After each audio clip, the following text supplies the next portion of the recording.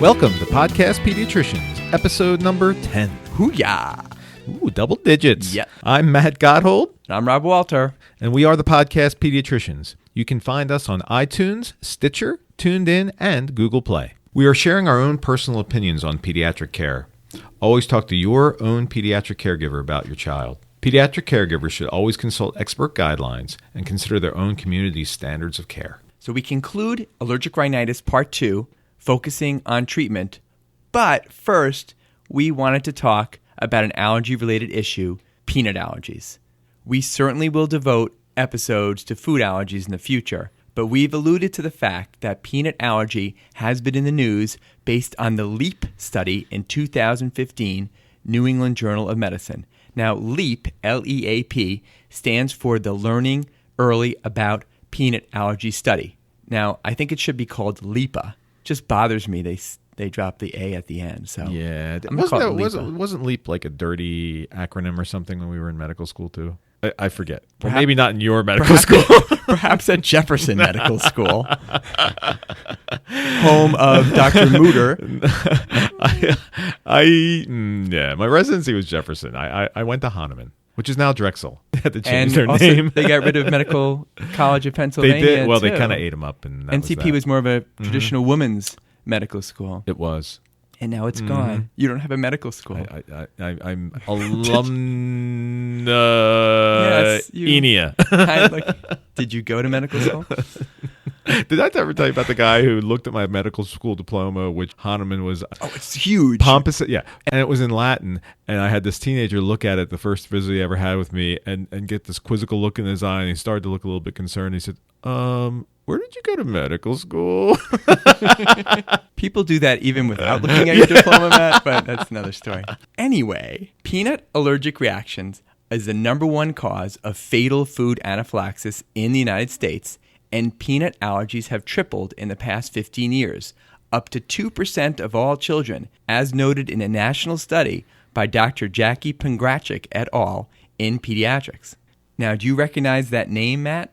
It sounded vaguely familiar. I thought I knew her in Greek club. Oh, you're Greek? No, I'm not Greek, but a friend of mine and I on picture day when we were seniors managed to insinuate ourselves into pretty much every picture of the clubs. So I was in Greek club, I was in the Leo club, and a few others that I really didn't belong in. I'm sure your mom was proud. Oh, yeah, Well, actually, speaking of high school, you might recognize the name because Dr. Pangracic is in the West Aurora High School Hall of Fame.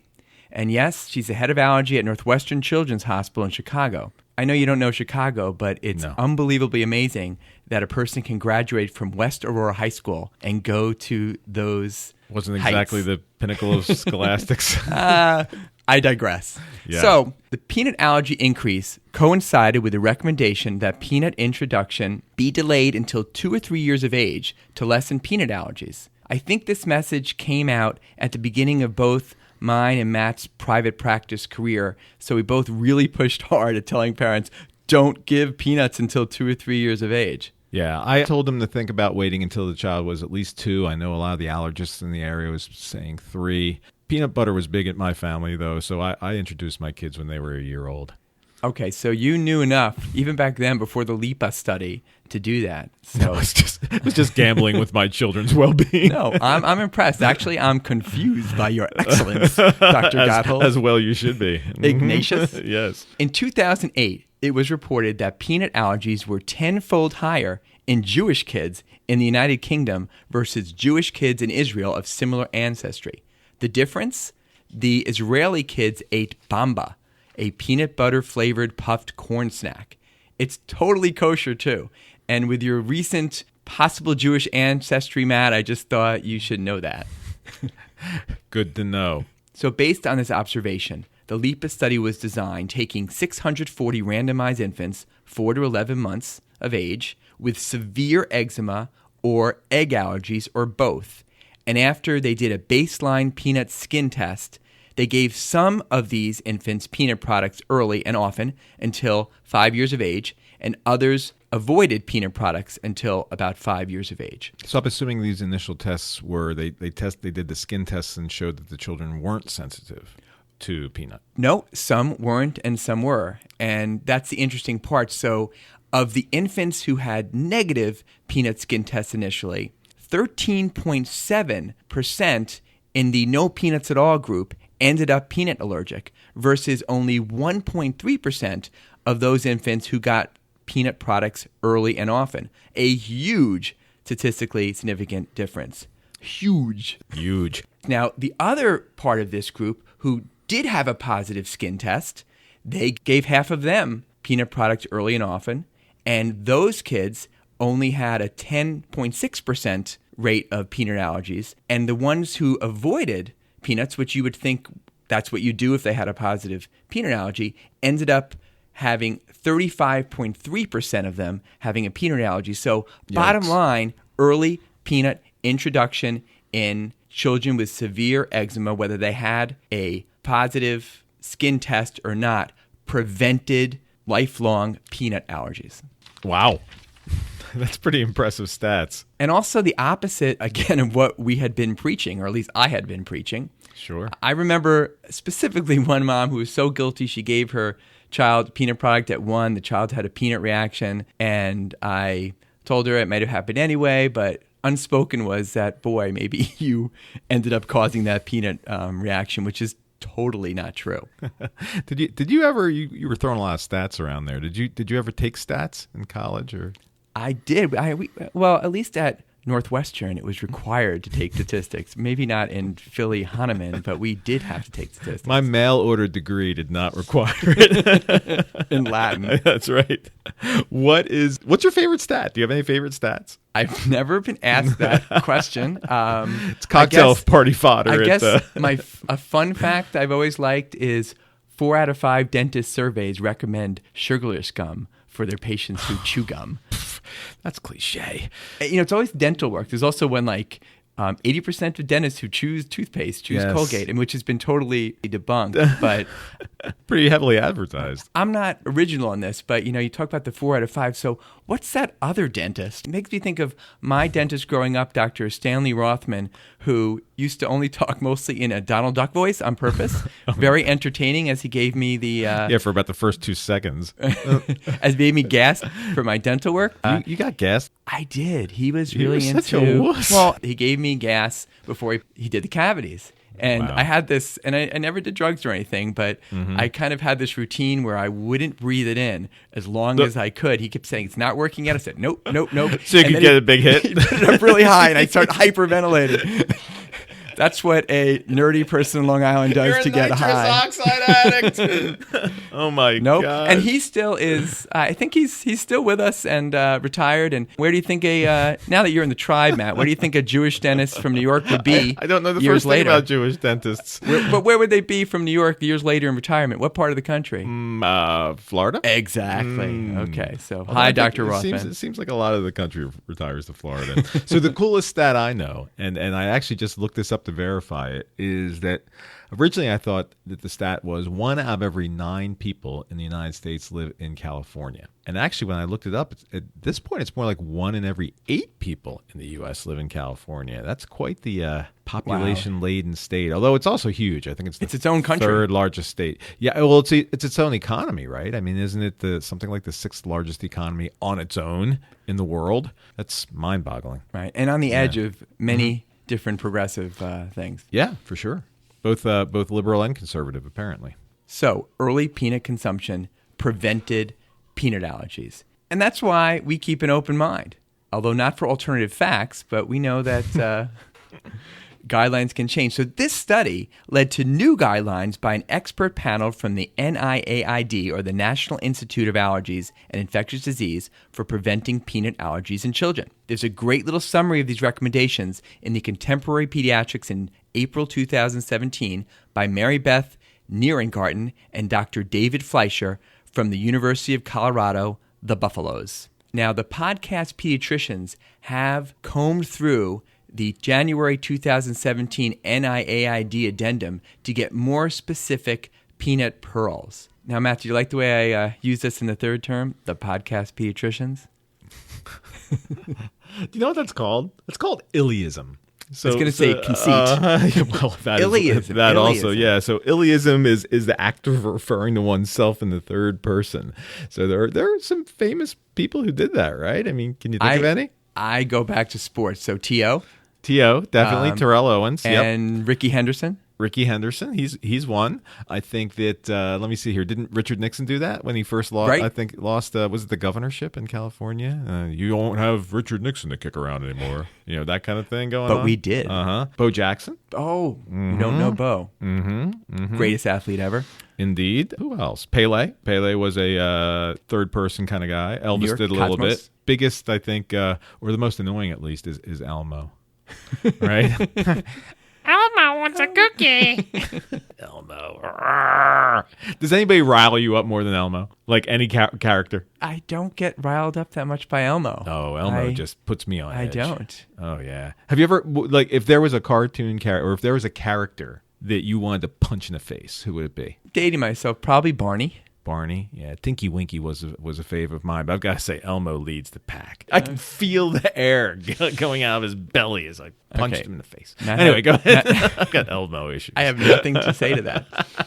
Back to peanuts. These guidelines ended up dividing infants into 3 basic categories. Infants with egg allergies or severe eczema, 1. Those with mild to moderate eczema, 2. And the vast majority of other infants with no eczema and no allergies to eggs, number 3. Now, for these infants with severe eczema or egg allergies, they recommended introducing peanut foods at 4 to 6 months of age after a consideration of getting a peanut-specific blood IgE test or peanut skin prick test or both. So, first off, we're rarely going to know if a 4 to 6 month old has an egg allergy at all. So it really gets back in these recommendations for babies with eczema.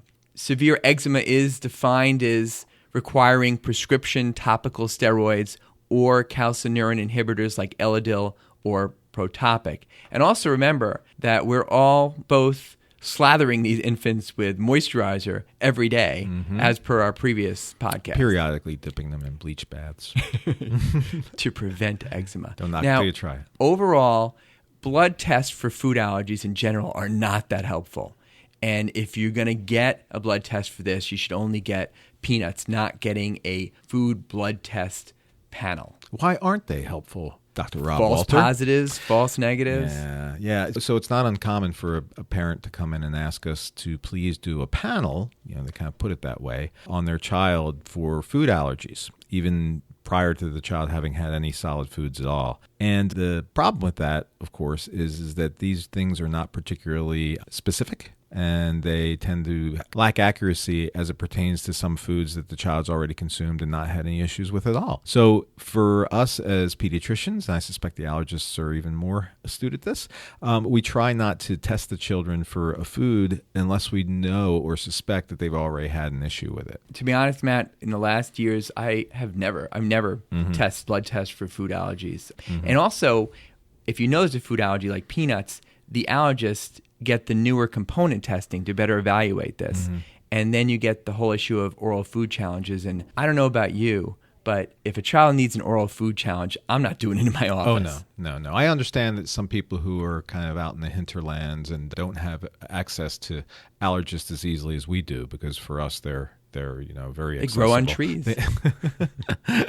Food challenges in the office, but it's just not something that around here we touch. The other part, you said that you really never screen for food allergies. One of the main times I do it, if I do it at all, is if we're already getting some blood work done, especially at the 12-month-old visit, and a parent has reported to me that their child's had any issues with food that were enough for me to suggest that they stop offering that to the child, then sometimes I'll roll that into the 1-year-old lab tests that include, for us at least, a limited CBC and a lead screen. And that makes sense. And per these guidelines, if I have a 4-month-old with severe eczema and I want to introduce peanut early, I am just going to send them to the allergist to get the testing if I'm truly going to start peanut products in these babies early who we know have a high risk for peanut allergies. I am just now trying to assimilate this practice in terms of even suggesting to parents with kids with eczema that they initiate these things early. So to be honest with you, I haven't thought far enough ahead to have a real strategy here. but it's coming. It's certainly going to be in. His wheels are turning. And so, Matt, what do you do about a baby who has a sib or a parent with a severe peanut anaphylaxis history? Yeah, so those are children also that I would certainly consider screening at the 1-year-old visit. So even though they haven't had any peanut yet, at least in theory, the exposure to peanut can be relatively infinitesimal and still have some reaction to it. And so I would at least get a baseline on those kids around a year if I think about it. Yeah, but I'm calling you on that because you're waiting for a year. But the whole point of the LEAP study is that if you give peanut products early, you can prevent peanut allergies. So I think looking at the study, you don't want to wait till a year. Well, why would I want to expose a whole family to peanuts when you just told me they were all allergic to them? Well, I'm talking about that child. Well, doesn't that child live with its peanut allergic brother or sister? Well, that's the other point about if they're in the house. And I can understand generally, that. a lot of these families tend to keep their homes peanut free. I don't know. That's a good point that they may have a peanut-free house. But on the other hand, I don't want them to have 2 children with peanut allergies also. Sure. Right. You could definitely look at this both ways. I don't think there's a right answer here. Maybe we can agree that if you have a Let's arm situation with a sibling or a parent and the baby has severe eczema at 4 months, that maybe you'd want to get them exposed early. Yep. I think We agree. Case by case. And the other thing that sometimes comes up is if there's some kind of peanut allergy in the family and the mom says, should I eat peanuts myself if I'm breastfeeding, or should I eat peanut products during pregnancy so I can reduce the chance of peanut allergies in the baby? And I don't think there's great evidence, but of what I've read, there's no reason for them not to have peanut products. Right. Yeah. I've read the same. And some of the literature is really, not really contradicted itself, but some of the literature comes out more strongly in favor of that. I think it's not a bad idea at all. Why not expose the baby to those antigens while they're still in utero? Agree totally. Okay, for the second group, the mild to moderate eczema infants, which will be more common, without any egg allergies, they recommend introducing peanut foods at about 6 months of age, which, again, is a little bit earlier than I used to do. Now, for the third group, the majority with no eczema and no egg allergies, they recommend introducing peanut foods according to family preferences and cultural practices. Now, to me, that's a pretty nebulous recommendation. So, Matt, what is the peanut cultural practice in South Jersey? What I usually do, and I've changed this up a bit over the years, but around the 4-month-old visit, we usually discuss when is it a good time to introduce solids. First of all, babies who are being breast milk fed or breastfed exclusively, there's really no reason that they need to have solids until they're at least 6 months old. And that's the official recommendation of AAP, but I got to say, I've kind of softened that myself with a breastfed baby. A lot of my exclusively breastfed babies start some solids around 5 months or so. If they're ready to accept it, certainly never force it. But that is not exactly with the AAP guidelines. I do respect the AAP guidelines because they have certainly proven themselves out in terms of good health for babies who are exclusively breast milk fed. But nonetheless, the breastfeeding parents in my practice still get the same spiel at 4 months old as I give the ones who feed their children formula, which is, hey, listen, when it's time to go ahead and start solids, here's the way I would recommend doing it. For me, I've taken my cues really from what I've tried to learn over the years in terms of what are some of the most innocuous things to introduce. One of my very best friends had a son who was pretty much allergic to everything that his poor mom consumed. And so when it was time to go ahead and start him up on solids, he had been seen down at Johns Hopkins by Robert Wood, a very famous allergist. And Dr. Wood had suggested this child start on some of the orange and yellow vegetables because they seem to be the least allergenic. So I'll usually suggest people start with carrots or squash or yams. I always tell people everybody needs a picture of their child with yams smeared all over their face. It's just a classic, it's a classic childhood picture. And then usually suggest moving on to some greens and then some fruits. And I know that some people claim that the babies don't really care if they have fruits or vegetables. I don't know. They have taste buds just like the rest of us. So I agree. Yeah. I go with the veggies first. I always make the point to the parents that grandmas usually say you want to do veggies before fruits so the baby doesn't get a sweet tooth. I don't think anybody has any idea if that's true, but I think it makes sense to me. I also still originally start with the cereals, and one change I've made over the years is I've gotten away from rice cereal completely because it's kind of constipating, it's empty calories. There were some reports about some traces of arsenic in rice cereal at some point. I'm not sure it's anymore, but I really go to oatmeal, barley, and whole grain cereals for babies. Do that for a week or two, a couple times a day before I start eating vegetables and then the fruits. Yeah, I don't exclude cereals, but I do make a point of saying that it's really not a priority to start with them necessarily. At some point, if they want to roll it in, that's fine. And the advantage of the cereals, once a baby gets to 6 months old, especially if a baby is still being largely breast milk fed, is that's where a lot of extra iron comes from. The other thing here is that some parents have asked me, is it okay to continue to just exclusively breastfeed the baby beyond 6 months? And my answer to that is generally what I'm most concerned about is a relative lack of iron then in their diet. It would seem as though the iron availability, which is actually quite good in breast milk, although there's not a lot of iron in breast milk, but the iron availability is fabulous. But at some point, and it's usually around 6 months, the baby's need and the availability start to cross over each other, and the baby becomes relatively iron deficient if they're not provided with another iron source. Right, and even beyond nutrition, it's just developing the baby's oral motor muscles in preparing a bolus and swallowing. Swallowing is a very complicated action for babies, and it's a learned action. Really? That's the best word you could come up with. And if you wait until 8, 9, 10 months, I really am concerned they're not going to be able to learn that as well. Right. So that's the other part about solids. I've always seen that as kind of a window of opportunity.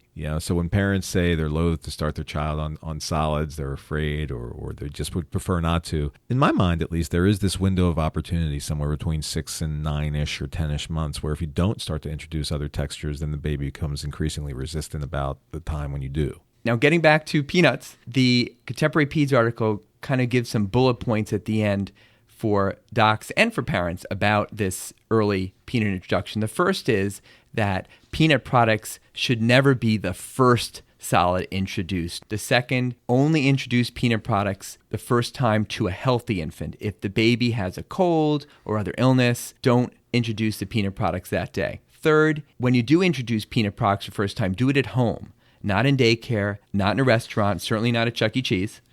No, that's where you introduce the snot of thousands of the baby's contemporaries. And diarrhea. An adult supervisor with ample time should be closely monitoring that baby on the initial peanut introduction. And know that mild peanut reactions can include a new rash or hives around the mouth and face, and more severe reactions include lip swelling, vomiting, widespread hives or welts, face or tongue swelling, difficulty breathing, wheezing, repetitive coughing, turning blue or pale, and sudden tiredness, lethargy, or seeming limp. Now, I don't think it's a bad idea to have some Benadryl ready in case there's a reaction, but for any reaction, seek medical attention and call 911. Now, the first time they get the peanut product, you should give a small amount and wait 10 minutes before gradually giving the remainder of a full portion. They also make the point that you should never give peanut butter directly from the spoon before age 4 or whole peanuts before age 5 due to choking hazards. Although 4 seems kind of old. 4 does seem kind of old for that. To not give a little bit on a spoon. Yeah, and honestly, I'm not sure that 5 doesn't seem a little bit older than at least when I gave my kids some nuts to chew on. I usually figured 3 is relatively safe, 3 and above. That and popcorn. Those were kind of my 2 ages for those 2 things. And then I guess you were really close to the ENT who had to go do a bronchoscopy and take the peanut out of your child's airway. How many times have you seen that? Literally in your career, I'm curious. I've seen it once. It was an 6 almond, actually. Mm-hmm. Including just working in the ER, Chicago, Delaware. 6 or 7 or 8 times. Classic. Clearly your patients don't know how to chew. Well, it's in the ER, not my patients. Send them my way. Will do. Now, when you have the high-risk infants, who, again, I would send to the allergist first, to prevent peanut reactions, you need to give 6 to 7 grams of peanut protein per week in 3 or more feedings. The mild to no eczema kids should freely consume peanut products, again, to family practice and cultural preferences, whatever that means. The bottom line from Dr. Fleischer, have infants eat allergenic foods early and often. Another interesting recommendation in the article was about eggs. It talks about when we first introduce eggs, we should give it in baked products first and not in scrambled eggs or hard-boiled eggs. Now, I used to say give the yolks first and then the whites, but you can teach old dog new tricks. And since I read this, I specifically tell parents about eggs, give them baked products first before you go to other forms of egg. What do you tell them about eggs, Matt? I just tell them to be careful. I don't do the baked egg thing first, although I know that's the way the allergists will tend to introduce it when they're testing in their offices. I'll usually tell folks that somewhere around between 9 and 12 months is a reasonable time to start eggs. It also mentions you should have a logical progression about solids and to perhaps give the meats first. And once they've got that texture, you can go on to fish. They also mention a little cheese and yogurt later in infancy can be okay. But again, no regular milk until at least a year because of the GI blood loss inflammation issue a la Frank Oskey. Who was? The chairman of pediatrics at Johns Hopkins and the editor of Contemporary Pediatrics. Lastly, Matt, what peanut products do you actually give to a 4 to 6 month old infant? I will generally suggest when I've done this that people merely take a small amount of peanut butter on the tip of a spoon and mix it right into some of the baby's food. Again, in a limited amount, but I think if you take a tiny little bleb of peanut butter on the spoon and spin it around in some cereal or in some carrots or whatever, that's a means of introducing something like that. And that likely works, but looking at the guidelines, they're very specific about doing it. So I'm going to quickly go over their recommendations for docs, but for parents, if you want to go by the book of how to introduce peanut products. So didn't you say 5 to 7 grams? Total in a week. So they're supposed to divide that out. I'll go over week. that. Okay, good, because I'm confused. Okay, but just take a little bit of preparing and cooking. Do you like to cook, Matt? I love to cook. Yeah, really? Yeah. I do not like to cook. As you know, microwave sweet potatoes. Oh yeah. Boiled corn on the cob, meat in the grill, Yep. simple tastes. I even tried the blue Hello Fresh plated apron meal kit thing, and it was really hard. Did you know, Matt, that garlic comes in a big bulb with separate individual cloves inside it? Well, of course I knew that. Well, I cook. In fact, if you want to ever prepare it and it's really delicious and it's not really sharp garlicky, it's more nutty garlicky, you want to take maybe the first quarter to half inch off the top of a head of garlic and then sprinkle a little bit of olive oil on there and a little bit of salt. You can do pepper if you want to too. Some people will put this in a little muffin tin. Other people will just put it in by itself in the oven. Turn the oven up to about 400. You can either cover it up with some aluminum foil or leave it to roast. And golly, in a short period of time, you've got a deliciousness in terms of something you can spread all over, some crackers or garlic bread or anything along that lines. It's really quite tasty. Thank you for that. I'll never do that. Oh, come on. That's painless and quick. I didn't even know about this whole clove thing. So I thought the entire thing was one clove. The directions were not clear. It's almost like they assumed I was James Beard. How could they possibly have done that? And then they tell you to mince it. Who knows what mincing means? Most people who cook do know what that means. Anyway, I put the entire group of what I thought was one clove, but was all the cloves in the first dish because I assumed it was a clove, and it was really, really garlicky. And I had no garlic left for the last 2 meals. One was pizza dough, which required a roller. Now, who has a roller in their house? I have a roller. What did you use? Well, I used a bottle of wine, but then the label on the wine kind of got inside the dough. Again, it didn't warn me that specialized cooking equipment was needed to do it. And even after that, it was a sad, lumpy-looking pizza, but it was actually the tastiest of the 3 meals that I made. Don't ever invite me over for that. I prefer my pizza without wine labels. Okay. Peanut products for young infants. There's 4 choices given on how to make peanut food. Each of these make about 2 to 3 grams of peanut protein. So going back to what you said, Matt, if you do this, you'd give 3 servings a week to get that full 6 to 7 grams. Choice number 1 is La Bamba. Okay, so here is a bit of a rattlesnake. Bamba, Bamba, se necesita un poco de gracia. Come on, Matt. Una poco de gracia para mirarti arriba, arriba. Ay, arriba, arriba, por ti seré, por ti seré, por ti seré. Yo no soy marinero. Yo no soy marinero.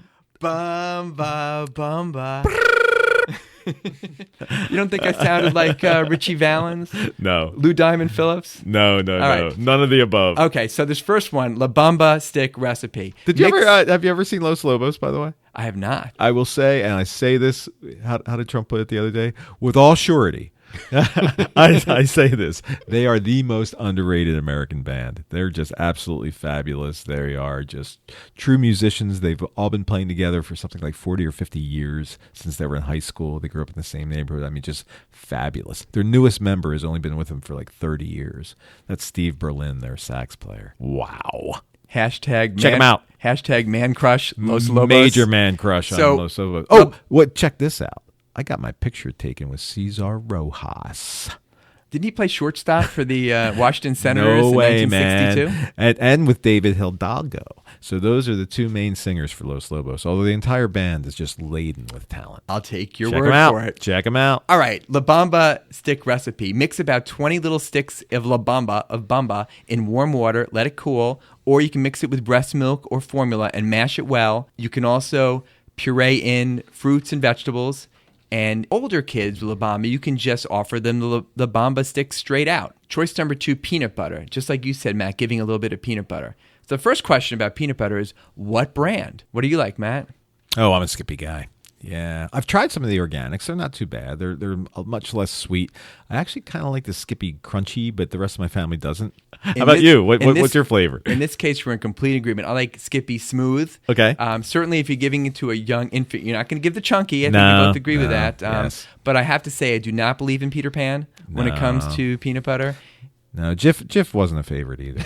No. All right, so you take 2 teaspoons of creamy peanut butter, you mix it with warm water again, let it cool, or breast milk or formula, mash it well. You can put in, again, those pureed fruits and veggies or mashed potatoes. For older infants and kids, certainly you can put a little bit of peanut butter spread on a piece of toast or a cracker. Choice number 3, whole peanuts. Now, again, don't give whole peanuts to young children, but you ground them up into about 2.5 teaspoons, and then you use a blender to create a powder or paste, and you add it to pureed fruits or other meals. Again, you got to use a blender. It sounds complicated. There's cooking involved, so Go dollop. And the last choice, you can use peanut flour or peanut butter flour.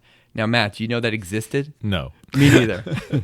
Maybe it doesn't exist. I've never seen it. But if you do use that, you put 2 teaspoons and mix it with applesauce or other foods and give that. So that is our take on peanut allergies and the new peanut guidelines. That's a wrap. And we'll be right back with the treatment of allergic rhinitis.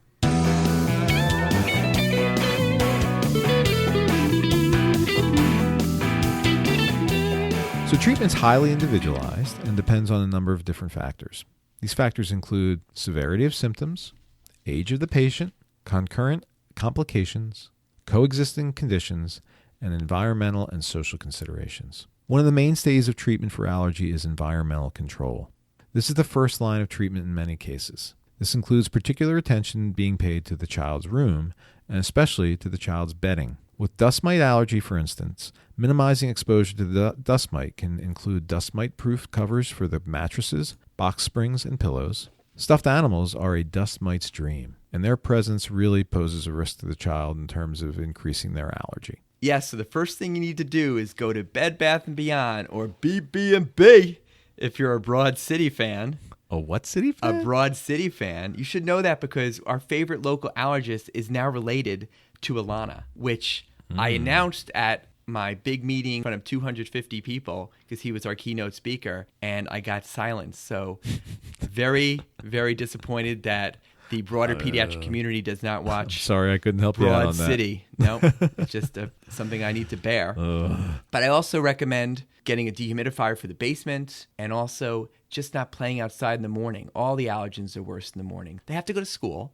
I don't make them homeschool, but if they have to, especially in the weekends, it's better to play later in the day. So I want to get back to killing dust mites because that seems to be a great exercise in limiting some of the exposure of your child to allergens. So dust mites tend to love to be on stuffed animals, and killing them is not hard. But the hard part is trying to get rid of the dead dust mite and its parts. So a dead dust mite is really just as allergenic as a live one is. So many of the stuffed animals and toys can be put in the washer, just like anything else that you would want to wash, any piece of clothing. Problem with washing some of the stuffed animals is that they lose that soft fluffy and cuddly and comforting feel. Others completely disintegrate, and the stuffing gets everywhere, and that's a god-awful mess, of course.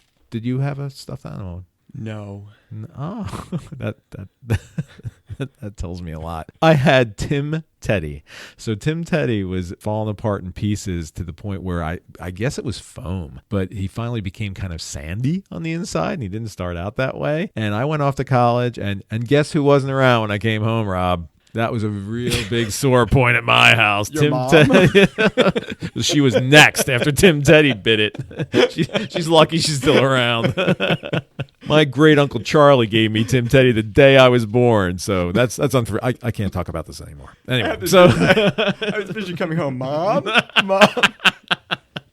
What are you talking like a Chucky doll thing, like Tim did in my mom? Nice. I don't know what I'm talking about. All right, so killing dust mites on stuffed animals or anything for that matter.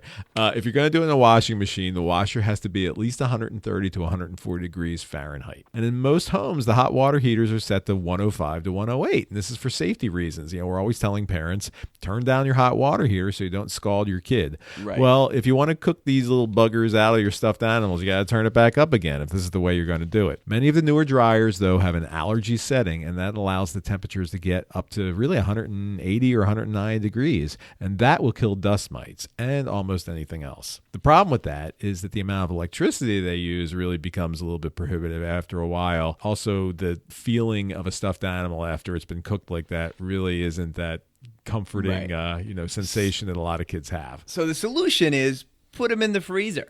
Yeah. And that's what I often tell people to do is put them in the freezer for a day, every few weeks. They'll still come out looking well. Your beautiful Beanie Babies will still look just like new after they've been frozen for a day.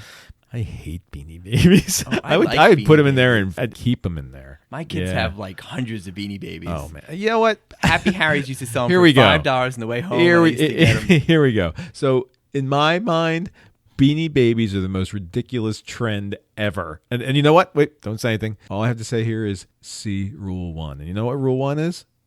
People are stupid. And here's the other part of it. Beanie Babies completely lack that savoir-faire, that like tongue-in-cheek type of thing that they had going on with Pet Rocks. I mean, now that was funny, because of the irony of it, like Pet Rock. But Beanie Babies? Have you read the tush tags? For God's sakes. They're ironic. The tush tags are ironic. Please. And the names. What are you going to do with your 5,000 Beanie Babies, We're man? going to agree to disagree. You're going to be able to insulate your crawl space. It's going to be my retirement. Actually not, because everybody else has 5,000 exactly Beanie Babies right. except for your family. Oh, these are collectible. Yeah. Well, not when 40 million Americans have them. Oh, my God. Don't get me. All right, I'm done with that. So sheets and covers need to be washed or dry cleaned frequently, and that really kind of completes the issue on the dust mites. All right, let's talk about pets. Okay. We have to say about pets. What I have to say about pets is household pets can be a huge issue. Ideally, a pet should be removed, but oftentimes the family will sacrifice themselves by suffering tremendously in the face of having a pet, just to keep Rover or Snowflake in their house. If the family is hell-bent on keeping that pet, there can be some benefit to keeping the pet out of the child's bedroom and using air purifiers. Remember, the dander from pets, especially cats, is crazy sticky. I mean, almost like cactus pine sticky. It's always fun when I'm talking to some families about, especially larger families, and talking about maybe the kid has asthma and they're older. And I know the parents thinking in their mind, well, I really like this dog and I have like 4 other kids. And so maybe Kevin or Aaron can go live with his aunt. I'm just saying. I'm just wondering, like, if they're it's expendable. Thinking, It's funny because I have one dog and have 5 kids. And sometimes, especially if they've had the dog for longer than they've had the children, they're kind of like, well, it's kind of like who was here first. And the dog cuddles up to them and listens to them a little bit more.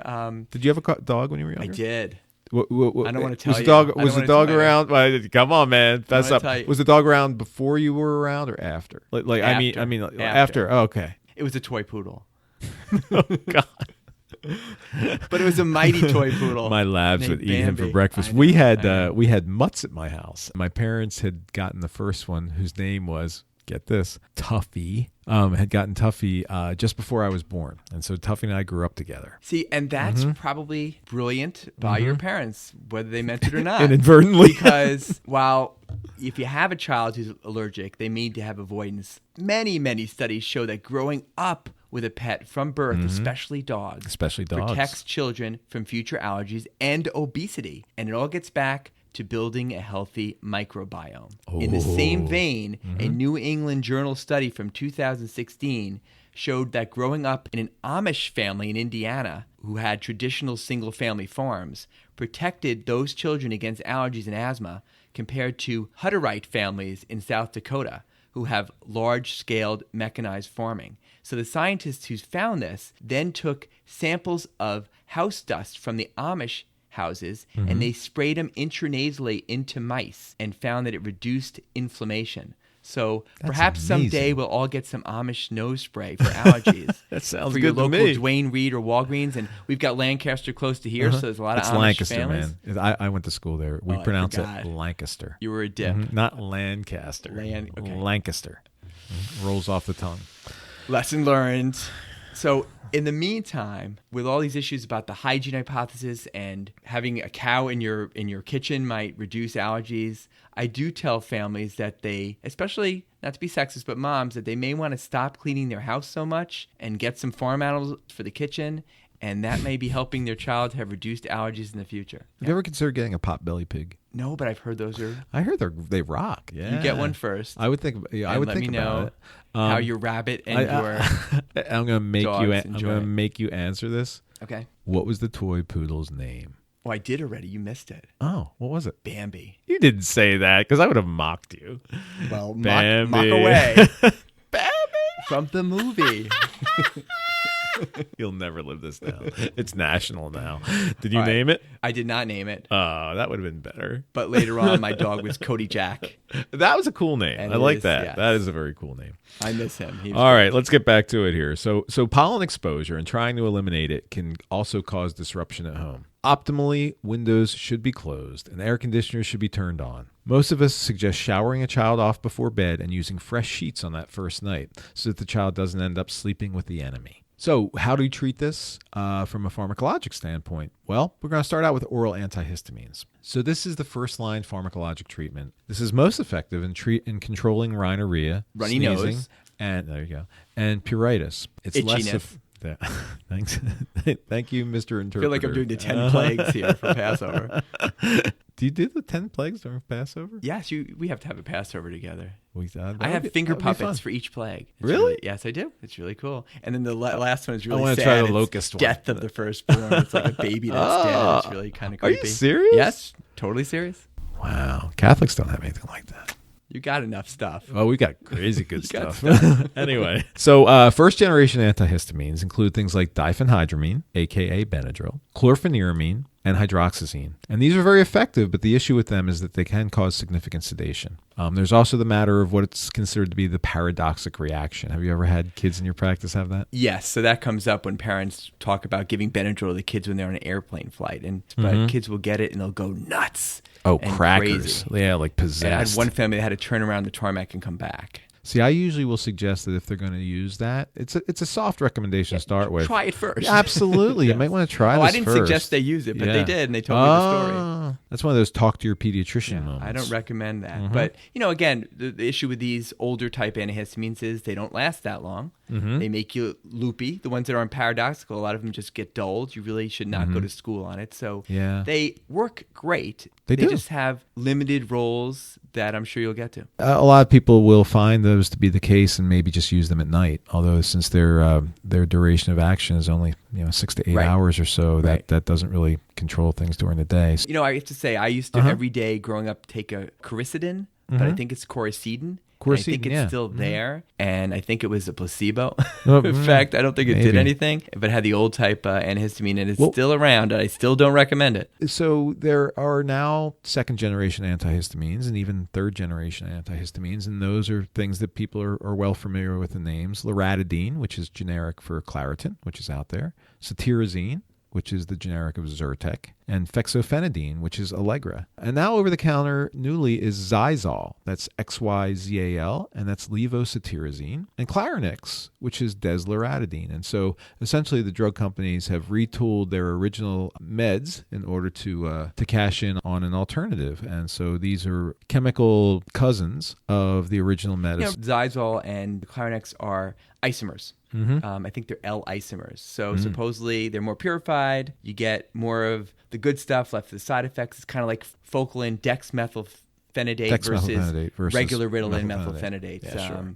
But in all of these, I don't know what your Do you recommend opinion those? is. Do you recommend Zysol and I recommend Clarinex? generics. Yeah, I do and too. so I really tell people you can pay 50% more for the name Claritin or Zyrtec, but go with the generics first. There are a subsuit of patients who seem to do better on the brand names, but I go with generics, and I rarely have had people go on to get the isomers. You know, I may bring them up, and sometimes they go on themselves. Now they're over the counter. And they're not, let's be clear, they're not necessarily more potent, but what these newer antihistamines lack is the sedation, at least to the same degree as the first generation antihistamines. And so, suppose I'm your patient, I say to you, "Oh God, you're my patient." Is it time for you to move on? I can't get past that. You're 54. Isn't it time for you to move on? So when I say to you, Dr. Walter, tell me the best antihistamine, because that's the one I want. What do you say? I say there's not much difference between them. And I usually start out loratadine, which is a generic Claritin. Probably the one, if I had to be pinned down on what works the most, even though it's a little bit more sedating than the other, even though they're supposed to be non-sedating, is probably the Zyrtec. Zyrtec's the only one that's approved for hives. And chronic hives, so I'll go to that for that also. Yeah. But I don't find a big difference. It's also interesting that the adult dose for a lot of them, 10 milligrams, you could start at age 6. Right. So 5-year-old, you can use almost the adult dose. And I think a lot of the parents will underdose these and give a half a teaspoon, which is way low for a 5-year-old. They're crazy safe. I always tell people, I'm not sure I can think of a single, off the top of my head, side effect of loratadine. Nothing at all that I'm concerned with. The other thing is that I'll explain antihistamines. Now I'll use antihistamines actually as a model when I'm talking about some of the stimulant meds for ADD. I'll explain them in the sense that, hey, listen, for me, every one of them might work. But for you, I'm not sure. So I'd suggest starting with something. And if that doesn't work at this juncture, the only alternative we have is to move on to the next one. So it's really very much a trial and error situation. This hopefully is going to be addressed within the next 10 years or so through a field called pharmacogenetics, wherein we will take a buccal swab. This is already being used, I think, to an extent with antihypertensives. ADD right? also, and ADD, even depression. yep. We'll touch base on those. Yep. So it's kind of scary cool. You take a swab, and then within a short period of time, you are told which of the medications available are best suited for you and your physiology and your metabolism. Really, really kind of neat stuff. Definitely the wave of the future, although it's not here yet, even with ADD and depression. So be careful. Yeah. But what about, you mentioned these things. What about the D, the Claritin D, the Zyrtec D, the Allegra D? How often do you recommend those? Like never. Me too. I'm not a big fan of the decongestants. I have some families who take straight Sudafed, and I'm not going to argue. They say it's just the greatest thing, but I just find it makes your mucus thicker. It can give headaches. It's not part of my usual armamentarium. See, I don't really have an objection to pseudoephedrine or phenylephrine or any of those things in particular. But what I do tell people is I don't like the way they're packaged in the 12 and 24-hour preparations, because that's just a stimulant bomb. And so Sudafed has been found to have some value in older children, especially when it's nasal congestion is their biggest issue. And as we had just mentioned, that's the one thing that oral antihistamines aren't terribly helpful with. It can be used alone, or it can be used in combination with an antihistamine. But as we just said, it should always be used with caution, because some children really experience significant stimulatory effects, and that can produce hyperactivity and crankiness and irritability and sleep disturbances. So I really stay away from those long. I mean, it's like having too much coffee. Yeah, I agree, especially the 24-hour versions of them. So decongestants used with caution. And, we have to just mention the one change over even the last 10, 15 years, that you can't get these in the drugstore without going behind the counter, because it's Sudafed and Breaking Bad, right? Crystal meth, yeah. Did you watch Breaking Bad? It's on my watch list. Well, I won't tell you. Don't tell me. No, please don't tell me. Bryan Cranston. Don't tell me the ending. I saw Bryan Cranston playing LBJ in All the Way on Broadway. They made a movie out of it. Yeah. Amazing. Even back on Malcolm in the Middle, I liked him. But, all right, we went off task again. So what's next, Rob? The next is, so we talked about the antihistamines. The next thing is nasal steroids. And I certainly think that that's been a great advance, pediatric care. There's now over-the-counter nasal steroids, fluticasone, Flonase, budesonide, Rhinocort. Yep. There's also the Nasonexes, Q nasal, which is, have you seen that? But it packs a punch. The kids go, Oh, whoa, yeah. it knocks them off their feet. I tried that once. I felt like I was blowing my brains out. And even yeah. dimista, which is fluticasone plus an antihistamine. So it's the only one that's a combination. But, in general, people say, what's the best one? And I don't think there's that much difference. I don't They have really big PR discern, departments. I just say try a nasal steroid. I think, at least from the last I had read, that the American Academy of Allergy and Immunology really recommend these as first line. They're really, to me, they're the most effective pharmacologic agents for allergic rhinitis. They are topical sprays. They're considered to be extraordinarily safe. And at least two of them, omeprazole and fluticasone, have really been FDA approved down to younger patients. And it's extremely safe. For me, it's the symptoms. So if it's mostly itchy eyes, sneezing, oral antihistamines first. If it's mostly just stuffiness and runny nose and really nasal, then go right to the nasal steroids. Yeah. And honestly, for a lot of our patients, it's both. And the studies showed there's no growth issues with getting nasal steroids. It always comes up. And certainly I don't want to use it if we don't need to use it. Even histologically, I mean, from what I remember, I've read studies where it talked about people who've used these for literally every day for up to 2 years straight. And when they actually do biopsies and take a look at the nasal mucosa, everything's cool. A lot of people just shove it way up their nose. They get nosebleeds, and you're really trying to get the nasal steroids in the turbinate area. Right. So you don't want to go past them. Yeah. And you want to gently spray it in the opening of your nose and take a sniff, but don't breathe really deep in. If you can feel it all in the back of your throat, that's not going to be working for you. I'll actually have them practice with an otic specula and show them, like, hey, listen, this is what I want you to do. I want you to point it away from the middle of your nose and not to the middle of your nose. Because as we talked about with epistaxis, that's where all that plexus of blood vessels is. Right. And nosebleeds is a side effect of the steroids, especially if you misuse it. And I always wonder whether it's a matter of there was too much friction and they were jamming it up in there, or whether it is the steroid actually thinning the skin. Right. So we have oral antihistamines. We have nasal steroids. The third of 4 is eye drops. And some kids and adults, when allergy hits them, it just hits their eyes. And sometimes that runs in families, but they've got the itchy, injected eyes that spares the limbus near the cornea, often with lid swelling. And in extreme cases, they get this chemosis Edema. Coming out. It's like a jellyfish. Yeah. Oh, I've seen that only a couple times, and but then it looks miserable. They can get bumpiness on the palpebroconjunctiva. Cool compresses. If they have contact lenses, don't wear them. And then there are the newer antihistamine allergic drops like the over-the-counter Zatador, prescription, Patanol, Pataday. The majority of the insurers don't seem to cover these anymore. And so I'll usually just go with Zatador. I think last time I checked, it was like $14 over the counter. I sometimes will write the prescription for the Patanol and then tell them to go to the pharmacy and see which one's cheaper for them. Absolutely. One thing I don't do, you mentioned before about we're always scared about eyes. So in extreme cases, they often will need to get steroid eye drops. Yes. I just never like to give steroid eye drops. It just scares me. Even if I don't think they have herpes in their eyes, it just scares me, and I don't do it. Well, that's because I'm happy to have the eye doctor involved. Sure, we had it drilled into our heads. Right. Never use steroid eye drops because, God forbid, somebody has herpes. You could blind them. It was. I still run scared from that idea. Right. Although maybe we should reconsider. Yeah, but maybe. The fourth one, which can be added if on the full court allergy press, is Singular. You mentioned it earlier about how worries about anxiety, irritability, even depression. Back when we were talking about Miralax. Right. And I don't see that. I have seen kids with some headaches. I had seen kids with some GI issues, some kids with sleep issues. And sometimes we give it at night, I'll change to the day, especially as a good medication, obviously, if they also have asthma. So you're kind of killing 2 birds with 1 stone. Yeah, it's interesting the way this evolved, because I think that Singular came out just as I was starting to train. And it came out touted as an alternative to some of the other asthma medications. And it was kind of serendipitous for the drug companies that within a year or two, people started to realize that, oh my goodness, and the allergic rhinitis symptoms are better in my patients as well. The company ran back to the FDA and got it approved for allergic rhinitis as well. And there's no competition for them. Yeah. So you use Singular? I do from time to time, and I will say, contrary to what you've seen, I've seen a handful of kids who really did not do well from an emotional standpoint on it, or from they did get kind of OCD-ish, they got a little bit irritable, and so I warn parents of this ahead of time these days. And lastly in treatment is immunotherapy, allergy shots. We touched base a little about the newer SLIT, which is a sublingual immunotherapy that is now FDA approved. And I've had a few kids on that. You take it daily. It's much easier. You don't have to go to the allergist. There's no needles. And it's mostly for grass allergies, of what I understand. I've had some kids use it seasonally And it's been very effective. These kids who don't do well with all the over-the-counter meds that we've already talked about. I got allergy shots as a kid for years. My parents' best friend was our pediatrician, and he was also an allergist.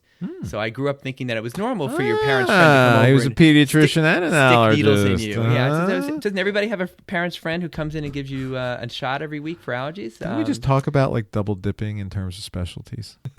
Well, I have to say, his name is Dr. Boris. He's a brilliant guy, and he did allergy when he was in the public health service for his armed service requirement back in the 60s. Allergy is one of those specialties, I think, that lends itself to being in the community. Yeah. Oh, it definitely does. Yeah. Hi, Dr. Boris, if you're out listening. Do you ever find yourself using, heavy duty stuff, prednisone, nasal decongestant sprays, any of those types of things? No, well, certainly stay away from the Afrins of the world because of my fear of rhinitis medicamentosa. That was also that's why I asked you that, because I can never pronounce that. So I was setting you up. Yeah. So I tell people specifically, don't use Afrin. There have been some of my older patients that will use it occasionally, but I think that it's easy to get hooked on it, and I don't think that's a good hole to go down if possible.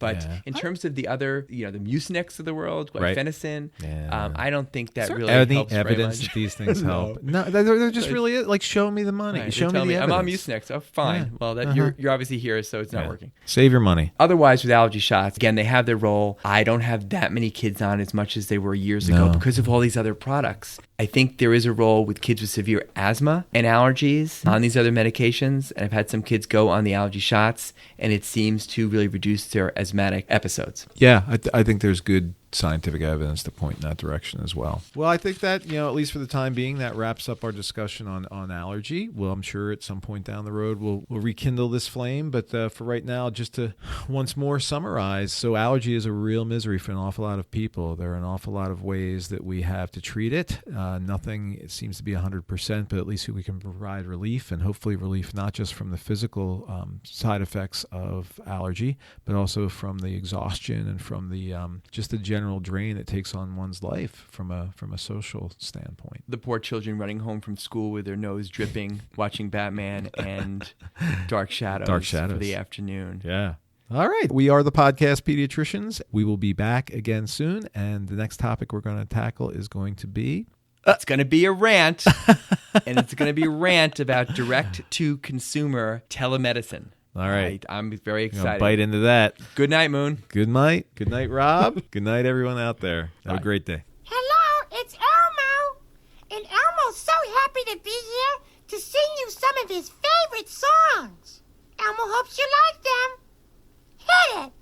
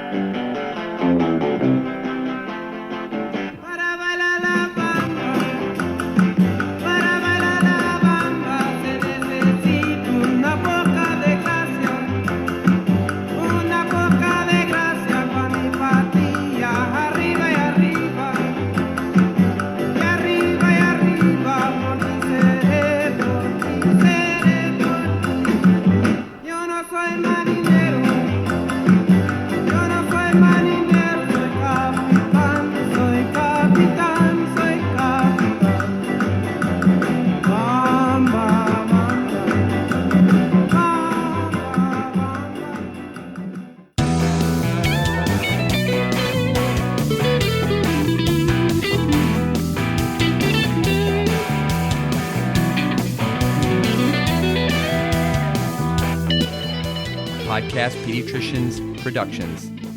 All rights reserved.